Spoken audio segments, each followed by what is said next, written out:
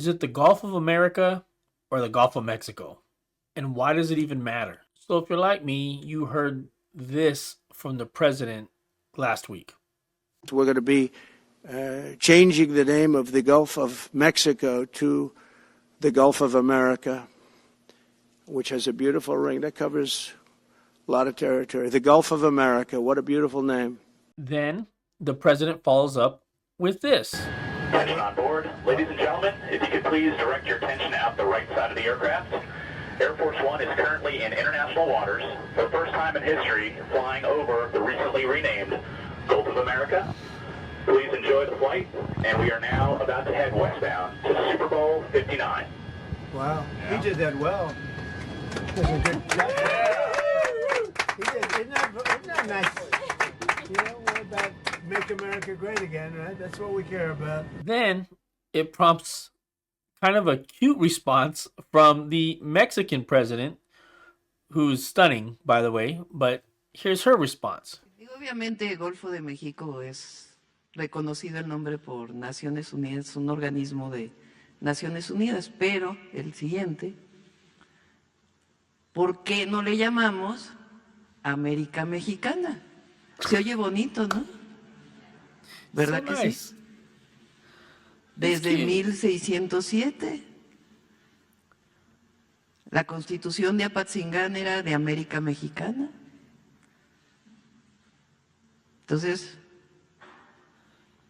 vamos a llamarle América Mexicana. Se oye bonito, ¿no? All right, so what are we even talking about? Let's start with that stretch of land, or sea, is bordered by the United States to the north, Mexico to the west and south, and Cuba to the southeast.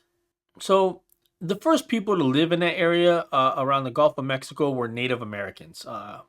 We assume that they arrived thousands of years ago, right?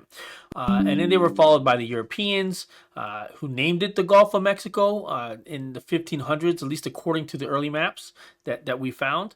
And from there, the Spanish owned it, the French owned it, and so on.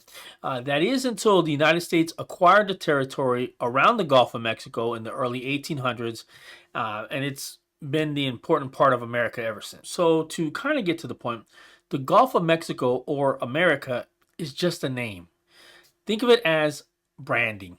And who is the number one person in the world who loves branding? That is Donald J. Trump.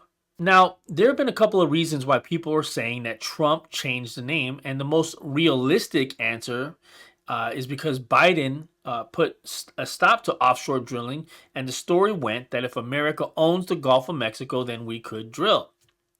But that's incorrect. As you heard on Air Force One, the Gulf of America is considered international waters. No entity owns that stretch of water. Plus, the federal government has not allowed drilling in federal waters in the Gulf since 1995. That technically doesn't mean that Trump won't try and drill, but the name change to Gulf of America has nothing to do with drilling. Instead, it has everything to do with branding. And that's all that the name change will do. Nothing more, nothing less. Not to mention that other countries can decide themselves if they even want to make a change to their world map or not. I suspect that they probably won't. However, American companies like Google and Apple already have made changes to their world maps. So there is a precedent that is already starting to take place, at least in America.